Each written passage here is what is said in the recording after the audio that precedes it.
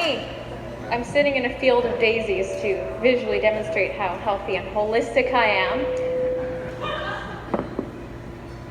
But tonight I'm going to tell you the story of how I used movement and chaos and craziness and discomfort to help my clients make nutrition changes easy for them. That's bit of me. I think the reason that I became so attracted to or obsessed with change and movement was because I spent the first 17 years of my life in the same small town. I grew up in Asuyas, BC. And thank you. And growing up there was like nothing changes, even though I know everything changes. But when I was 17, I moved to the land of the free, the west coast of BC. And from the ages of 17 to 21, I moved over 9 times. So for those bad at math like me, that's moving over 9 times in 5 years. So that's on average moving about every 6 months or so. Why did I move so much? Some bad choices, some bad relationships, some bad landlords, some bad jobs. And moving was so stressful. I had so much stuff. So it was always a lot of work. It was really exhausting. And I often felt like the lyric in the Cream song, if I didn't have bad luck, I wouldn't have no luck at all. When I was 21, I discovered that my lifeblood and passion was in studying and reading and writing about the food movement and holistic nutrition. So I decided to go back to school to study nutrition, and I really didn't like the idea of going back to school, but Hunter S. Thompson reminded me that anything that gets your blood racing, like right now, is worth doing. When I was in my early 20s, I also discovered that through all the craziness of life, all the breakups and the breakdowns and the moving, that I needed a couple things to keep me grounded. I needed the movement of yoga for my body to stay grounded, but I also needed the opposite of that. I needed the stillness of meditation.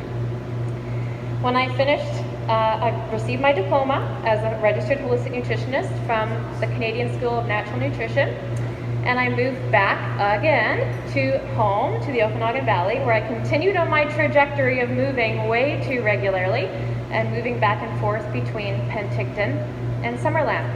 In 2017, I took a huge pivot and a big life adjustment, and I purged, and I needed to make moving easier on myself. So I got rid of 90% of my material possessions, and I packed my life into the back of my car. Just my basics that I would need day-to-day living. I had freedom. That's Richie Havens singing Freedom at Woodstock. So I became a professional house sitter, a pet sitter, a digital nomad, which meant that I could work from anywhere. I moved my business mostly online. As long as I had my trusty laptop, I could work from anywhere. But in order to get that level of freedom, a lot of things had to die. I had to purge and get rid of a lot of things. But the reason it was successful for me that time was because I pivoted into the change instead of making it something that was stressful and hard and uncomfortable. I pivoted into it. When I did that, I noticed that because I had done that personal, physical, and mental purge for myself, that I was able to start helping my clients do the same as well so they could pivot into their changes. I created a program called Change Makers to help people with the discomfort that comes with making changes in their diet, because it's really hard. And so what was once a weakness for me, this discomfort in moving all the time, became a strength that I was then able to use for my clients to help them through it. My new obsession with minimalism and change and movement, I started seeing that I was helping clients on a different level. I wasn't talking about food as much anymore. I was helping them clear their mental baggage, and I was helping them clear what I started to calling them clearing and cleansing their doors of perception. I wasn't, there's a Jim Morrison fan there.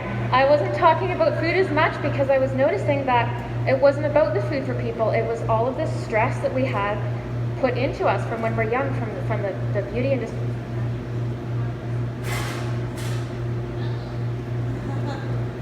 I'm supposed to be bitching about the diet and beauty industries.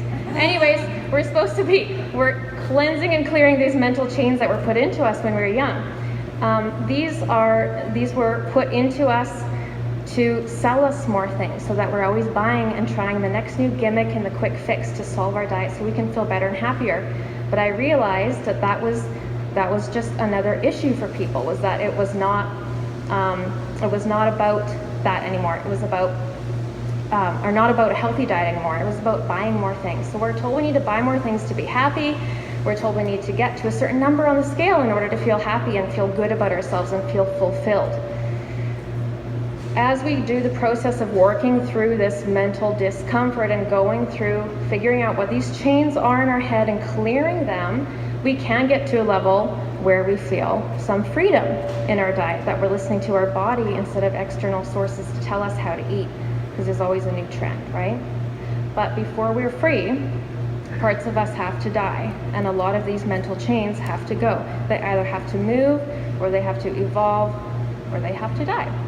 So, it's not all doom and gloom. The more that we work through this process, the more that we... How come it's not changing? That! Sage, desert, yay, no doom and gloom. It's all good, there's hope.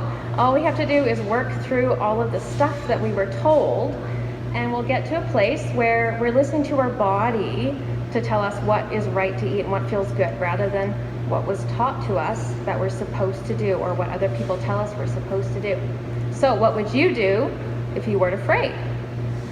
Putting yourself regularly in uncomfortable situations in order to grow and evolve as a person is a very risky way to live your life. But for me, I wanted to pivot into change, and I use fear as a light post. Feel the fear and do it anyway. Growing up in a small town where you think nothing ever changes makes change and movement feel bad. But movement is change is powerful, and so are you. So take the risk. Thank you.